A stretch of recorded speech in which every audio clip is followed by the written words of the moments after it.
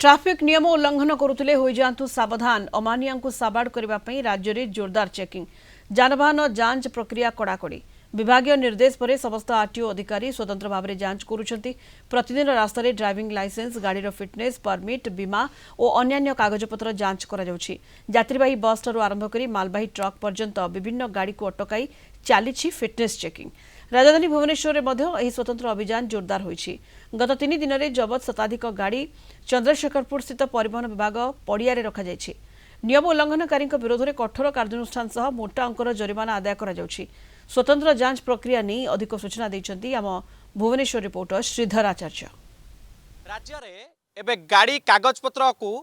जांच प्रक्रिया को कड़ाकड़ी करा जायछि। आपण सीधा सड़क दृश्य देखेबी ये होउछि आरटीओ जो रही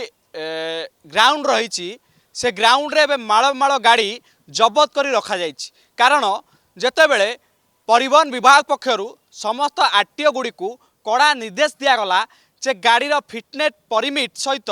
ड्राइवर ड्राइविंग लाइसेंस को ठीक से जांच करा जाऊ एवं संगे संग से गाड़ी विरुद्ध रे कठोर कठोर कार्यानुष्ठान निया जाऊ सेतेबेले आरटीओ गुड़िक एक्शन मूड को आसीचंती एवं एभली भाबे गाड़ी गुड़ी को जबत करचंती। ये होचंती पाखापाखी 3 दिन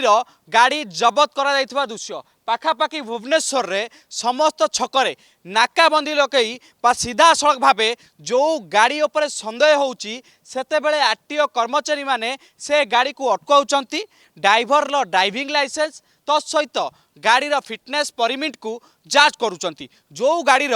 परमिट एवं फिटनेस नहीं से गाड़ी को जबत करा जाउची एवं मोटा अंकर फाइन मध्य करा जाउची। तो एबे परिवहन विभाग जेभली भाबे गाड़ी जांच प्रक्रिया को कड़ाकड़ी करिछि तेबे जो अमानिया माने अछंती से माने परिवहन विभाग रो जाल रे पडुचंती एवं मोटा अंकर फाइन को गणुचंती। भुवनेश्वर वीडियो जर्नलिस्ट संतोष सहित श्रीधर आचार्य रिपोर्ट कलिंग टीवी।